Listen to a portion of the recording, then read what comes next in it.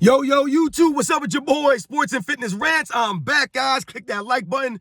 Subscribe to my channel. What's up, y'all? Welcome back, guys. Welcome back, man. Got another great video for you guys today. As usual, you guys know the deal. We're here to celebrate Michael Jordan, right? We're here to celebrate the 80s and the 90s. Put some respect on this man. Stop the lies. Stop the nonsense. And I want to thank you guys for all your love, man, for subscribing to my channel, for watching my videos, for your comments, sharing your knowledge with me, sharing the info. I really appreciate it, guys. It means a lot to me, guys. It really does. And in this video, we're going to speak about how Michael Jordan carried the Chicago Bulls to the 1997 NBA championship. That's right, guys. He carried them to the championship. That's right. He carried them. And you guys know what to do. Turn the volume all the way up. Hit that play button. Remember, these videos are for educational purposes. And let's roll. So, yes, guys, Michael Jordan carrying the Bulls to the 1997 NBA championship. Now, listen, there have been many instances in Michael Jordan's career where he was needed to carry the Chicago Bulls. However, in this video, we're going to specifically speak on the 1997 postseason and Michael Jordan leading the Bulls to the 1997 NBA championship and how he literally had to carry this team, right? More so than really any other team that he needed to carry before. Now, on my channel, I always try to tell you guys, right? We must stop the lies. We must stop the false narratives around Michael Jordan. This stuff they've been talking about lately, right? And one of those things that I'm always telling you guys is that Michael Jordan never played with another scorer.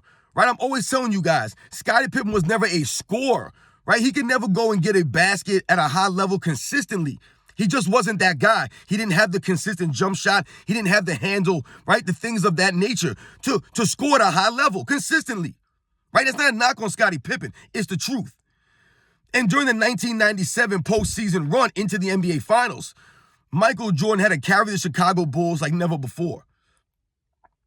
Now, we must understand off the top that Michael Jordan, to this day, is still the only person to lead a team to an NBA title with only having one other player scoring double figures. That's right, guys. To this day, only Michael Jordan can say that. He led a team to a title with only one other teammate scoring in double figures, right? So right at the top of me saying that, you can see that Michael Jordan had to carry the Chicago Bulls, right, guys? Only Scottie Pippen, I believe, averaged, 19 points a game, I believe, during the playoffs. Nobody else, guys, had above 8 points a game. Nobody else had above 8 points per game during that entire postseason run, guys. Not Tony Kukoc, not Luke Longley, not Ron Harper, not Steve Kerr. None of these guys. And I think Scottie Pippen got his 19 on the typical Scottie Pippen shooting percentages. I believe 42%. And this is not to tear down Michael Jordan's teammates in any way. What we have to, point out, and what this shows, and we must, highlight and illustrate, is that although people will say that Michael Jordan never had to carry the Chicago Bulls, or that Michael Jordan only won because Scottie Pippen was there, and that Michael Jordan played on a super team from 1996 and 1998, we can clearly see in 1997, the Bulls were not a super team. When you only have one other teammate scoring in double figures for an entire postseason run, not even Hakeem Olajuwon's 1994 Rockets can say that.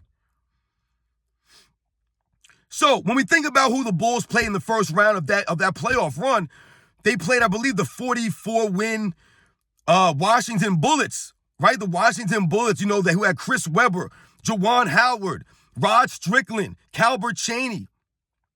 These are the guys that were on that team. George Muresan. I don't know if you guys remember George Muresan. These were the players that were leading that team. And I don't know if you guys also remember, this was the series where Michael Jordan, you guys probably heard Chris Webber talk about this. Michael Jordan was smoking the cigar, sitting in his Ferrari as their bus pulled up, right? And, Michael Jordan was intimidating these guys. If you also remember in that series, Michael Jordan dropped 55 points in game 2 in a very close game. The Washington Bulls were a very quality team, as indicated by them having a 44-win record as being the 8th seed, guys. Think about that.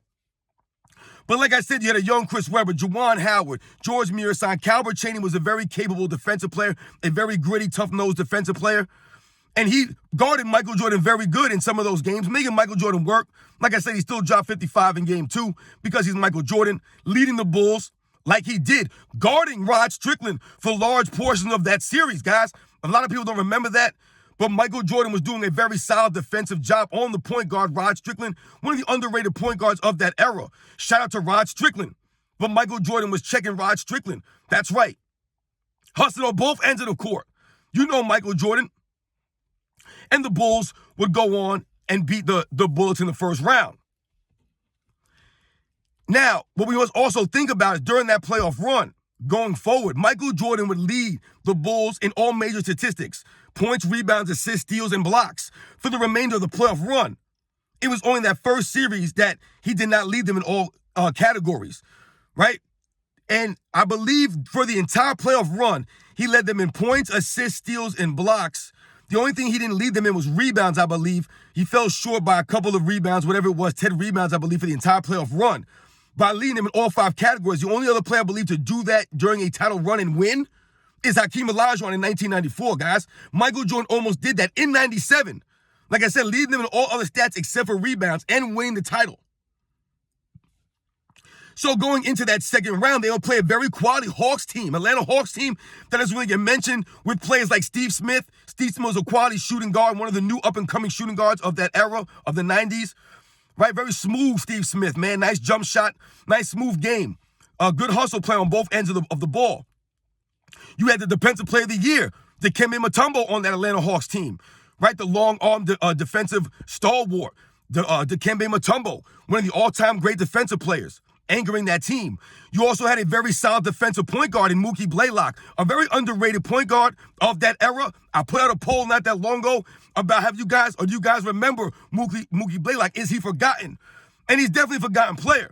6-time all-defensive player in an era going against guards like John Stockton, Michael Jordan, and Gary Payton at that guard position for the all-defensive spots. Mookie Blaylock was on several all-defensive teams in that mid to late 90s, guys. Shout out to Mookie Blaylock, man. Very underrated, tough-nosed, gritty player, man. Shout out to him.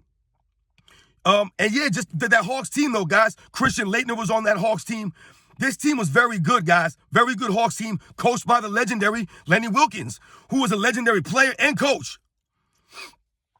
And I remember, if I remember correctly, in that game 1, the Bulls were actually getting beat down. I believe they were getting beat by 7 or 8. There might have even been 10 points at the half.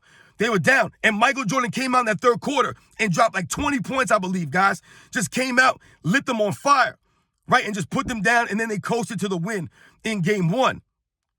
Then I believe they would lose game 2, and then they would win the next 3 games. But, like I said, Michael Jordan just leading the charge. I believe he was the leading rebounder in that. I think he averaged 11 rebounds in that series, if I'm not mistaken. 29 points a game, I think he averaged. But once again, like I said, the all-around game of Michael Jordan, leading the Chicago Bulls, carrying these guys, bringing them back, like I said, in game 1, when they were getting beat down, coming out, scoring 20. If I also remember, in that series, Dennis Rodman, I think he got ejected in 3 of those games. A lot of foul trouble. You know, Dennis Rodman was always having problems like this with the referees, man. Sometimes these referees would pick on Dennis Rodman. They would call chinchy fouls, and it would jeopardize the Bulls sometimes, man. But yeah, Dennis Rodman, I think he fouled out he got ejected at I think 3 of those games, guys. Once again, like I said, Michael Jordan having to pick up the slack, right? Leading them in rebounding, right? It wasn't a coincidence, guys. And then we think about the Eastern Conference Finals, who they matched up with. I just did a video of these guys, right? The Miami Heat, right? Led by Alonzo Mourning and Tim Hardaway, Dan Marley, Rashawn Leonard, Jamal Mashburn, P.J. Brown, right? Shout out to them once again. Right? I told you how this was a rivalry here, right? It was a heated series, guys. The Miami Heat was the number 1 defensive team that season, and I told you it was a bad series all around shooting for both teams. The Bulls had nothing going offensively. Michael Jordan averaging 30. I think Pippen averaged 16 in that series on 41%. Told you Michael Jordan had his worst shooting series of his career in that series, right? But he still found a way to impact the game, to carry the Bulls offensively, carry them to the win, playing tough defense from time to time on Tim Hardaway, right? Playing D on Tim Hardaway. That's right, guys. Hustling on both ends of the court. Michael Jordan, man, giving Tim Hardaway fits and parts and spurts during that series, guys. Right? Told you Michael Jordan taking it personal when Alonzo Mourning elbowed Scottie Pippen in the head, right? Gave him that big knot I told you Pippen went back to practice and told these guys, it's personal with us now. Right? I told you Pippen didn't even play but 6 minutes in game 5. And Jordan carried them to the victory, man. Because it was personal. He had his guys ready to go. That's Michael Jordan. The 61-win Miami Heat, led by Pat Riley. Then in the NBA Finals, they would go on and face a Utah Jazz team that we know are probably one of the greatest teams to not win a title. The Utah Jazz team led by Stockton and Malone, coached by Jerry Sloan. And what would happen in that finals, guys? This is where it got crazy for Michael Jordan. Game 1 will happen in game 1. Michael Jordan hits a game winner in game 1. Game winner, guys. Hits the game-winning shot in game 1. You guys remember that? The fist? I told you, the fist of excellence. That's all he did. First one over the run over there was Scottie Pippen, right? That was game 1, guys. The Bulls would win game 2, right? They'd have a good all-around performance. We think about games 3 and 4, the Bulls would lose, right? And it was set up what, guys? A game 5 in Utah. Remember, it was a 2-3-2 format. 2 in Chicago, 3 in a row in Utah. With the third in a row, right after he just lost the previous 2 in a row in Utah, in the hostile Utah crowd. You guys know about the Utah crowd back in them days. The hostile crowd. Going back for the third game in a row. Michael Jordan with the flu game, carrying the Bulls. When he dropped 38, 39 points, whatever it was, carried them. Where was Scottie Pippen in that game? Non-existent. Missing layups. You guys remember he missed that layup on the break. Michael Jordan had to slam back to put back. Carrying the Bulls. Nobody else could do anything in that series, guys. Nobody else averaged above 8 points in that series. It was Michael Jordan, Scottie Pippen, and then everybody else kind of filling in. But it was Michael Jordan carrying them in that game 5 with the flu. And don't forget, at the end of that game, he hit essentially the game-winning 3. At the end of that game, the Bulls were down 16 points, and Michael Jordan capped off the comeback with the 3 to put them ahead for good. Remember that, guys, at the end of that game with like 25 seconds left. Another play to win the game. So that's 2 game-winning plays, right, and 3 victories. And then how can we forget in game 6, guys, right? Michael Jordan, once again, he scored 38 points, leading them again, right? Points and rebounds, assists, everything. Both ends of the court, giving John Stockton fits from time to time, playing great help defense.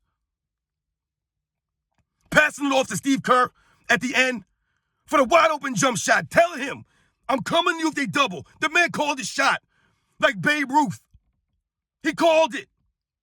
Dished it off to him. That was his 3rd game-winning play of the NBA Finals, guys, in 4 wins. No other player has ever had 3 game-winning plays in the NBA Finals in the history of the NBA Finals, guys. Nobody. Michael Jordan's Chicago Bulls beat 3 56-plus win teams in that series, in that playoff run, guys. The only other team to win more, to beat more 56-plus win teams in a run is the 94 Rockets, guys. Michael Jordan carrying the Bulls, leading them in points, assists, steals, blocks for the entire playoff run. Still the only player in history to lead a team to an NBA Finals championship with only 1 player in double figures. Only 1 player in double figures, and that guy being Scottie Pippen at 19 points a game on 42% shooting. Not knocking Scottie Pippen, but Michael Jordan was averaging 31 points a game in the entire playoff run. Come on, man. Carrying the Bulls. Carrying them. Playing on both sides of the ball, not resting on defense and saving his energy for offense. None of that stuff. Hustling. Guarding guys like Rod Strickland in the first round. At age, 34 years old, Michael Jordan was doing this stuff, guys? Put some respect on this man. The hustle. Guarding guys like Tim Hardaway. These smaller, quicker guards who are younger.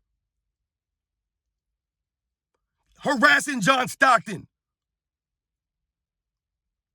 Like I say, carrying these guys, man. Look at the numbers, guys, and watch the film. You'll clearly see the 97 run by Jordan is incredible. Like I told you, I believe in the NBA Finals, guys. He scored and assisted on over 50% of the team's points in all 4 wins. All 4 wins, guys. Made 3 game-winning plays. 3 in the finals. No one's ever done that. This is why he's the greatest of all time. It's not because I said so. I didn't just make this up. We got the footage, man. We got the footage, y'all. So shout out to Michael Jordan, man. Shout out to the Bulls in 1997. They were there supporting Mike, but we know Jordan carried these guys. This is what happened. It's just a reality. It doesn't denigrate them. It doesn't take anything away from them. Michael Jordan performed at another level because he had to. Shout out to him. Shout out to his greatness. Shout out to all you guys, man. You know what we're here to do. Stop the lies.